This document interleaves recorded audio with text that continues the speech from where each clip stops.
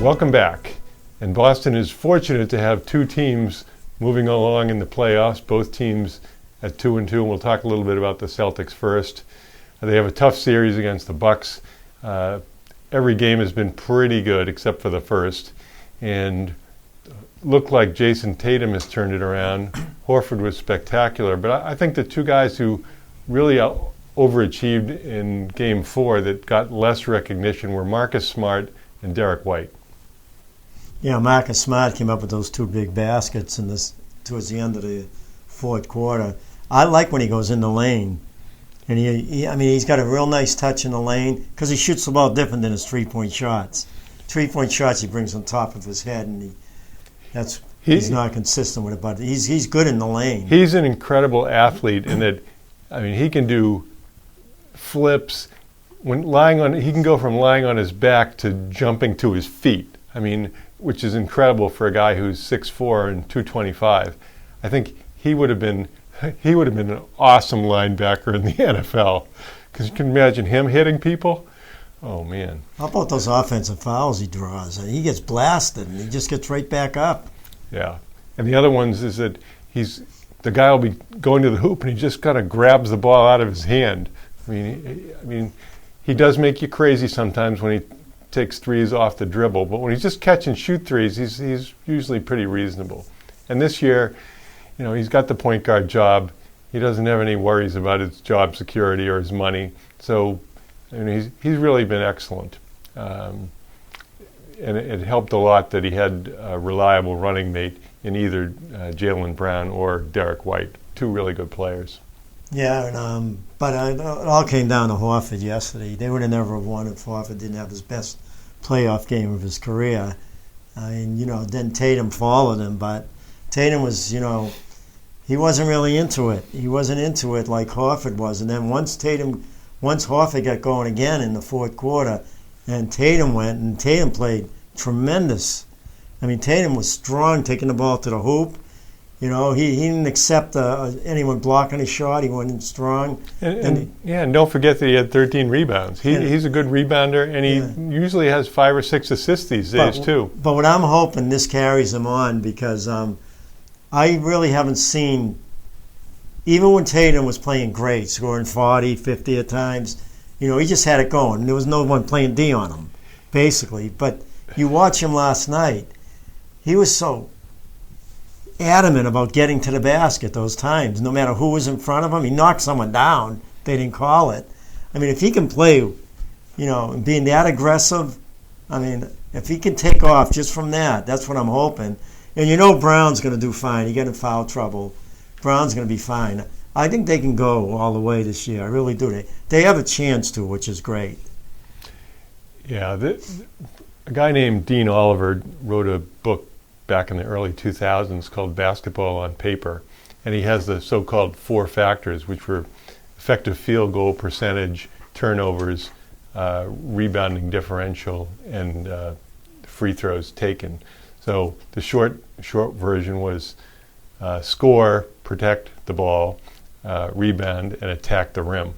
And your team has a lot better chance of winning if you're getting free throws and getting to the basket, because what happens is, as you remember in the Game 7 of the Eastern Conference Finals years ago, you can have that 6 for 42 game in the finals where you just can't make a three, whether it's pressure or defense or bad luck. One of your plays can go 0 for 12. Yeah.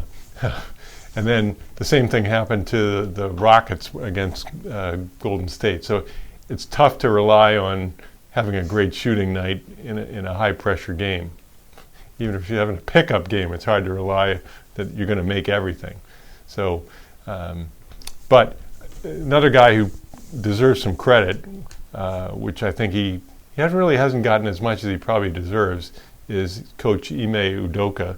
And it was smart, I think, on Stevens' part to get the coach sort of bought into by the players, because you can't put the low effort that they did for Stevens when it's your guy. So, they got sort of veto power over the coach. So if you're giving, second-rate effort, then you're really, not supporting the guy that you hired. Yeah, I mean, with Stevens, don't forget, Stevens, how many times did they go to the Eastern Conference Finals? 2 or 3? Two, I think. With him, and things didn't go right with, of course, with Kyrie, you thought you were going to have him, and then he had a terrible playoff series, and then he just left. And Hayward. Getting hurt. But, I mean, they were playing really good for him the first couple of years. The team was doing and then things turned around. But this coach is real good. But he made a big mistake yesterday, and he lucked out by putting Brown on the Greek. No. You put Brown on him, and Brown got into foul trouble, and Brown already had 3 fouls. So that was a bad decision he made there. But they're playing for him, and their defense has been unbelievable.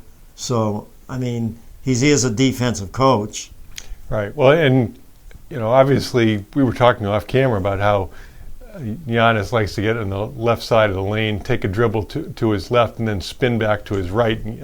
He does it half the time, so you'd think that everybody would know that, but he's such an overpowering physical specimen.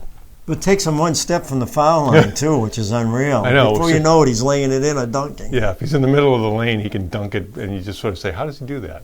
But I'm not worried about him as much. You got to worry about the three-point shooters because they can't get their shot on their own. None of those guys can. Halliday maybe. He can do it. Giannis is a pretty good passer, so I don't like it so much when they come off of Lopez and then Lopez gets a dunk. But know what they're doing now because Williams is out. And if Williams doesn't come back, and you're going to have Lopez playing down low more, although that's good too because it takes him away from that three-point shot that he's good at.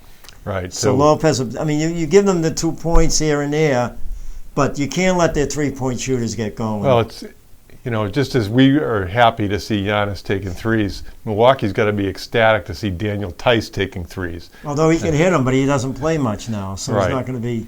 And the same thing, Peyton Pritchard didn't get many minutes yesterday. He's not shooting well in the series. He got a couple of good rebounds, though, that were important. And a couple of good assists. So, it's just not really his time right now, although you never know when he might come in off the bench and be a spark plug. Hit 3 in a row. He's going to have one game where he just hits 4 out of 5 3-pointers.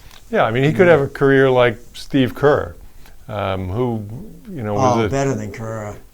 Well, he's a better all-around player than Kerr. Well, time will tell. Kerr. I'm telling you right now that he's not going to sign a new contract with the Celtics when his contract's up. He's going to leave the Celtics. I know he's talking to his agent right now. It's great that he's with this team that's really good. He's going to have he's having a lot of fun here. But when it's time after 3 or 4 years, he's not going to sign a contract with the Celtics. There's no way he's going to play for this coach. This coach is all about switching away from the basket on every pick, and that's why White's getting way more minutes than him because White is very good defensively because he can match up with those players that are coming off the picks where Pritchard is 6'1". But Pritchard's going to find a team. He's going to be a starting point guard. I guarantee you someday when he plays 30, 35 minutes, he's going to be one of the best point guards in basketball. And it's not going to help start with the Celtics.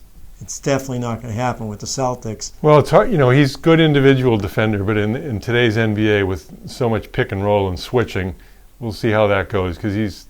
But you've seen a lot of these point guards that are small like him playing a lot, and they're really effective. Yeah, well, look at Brunson. Brunson can't be signing with Dallas again. Not with Doncic. But I'm not going to knock the coach for this. That's his philosophy. All I'm saying is that Pritchard and his agent have to be talking.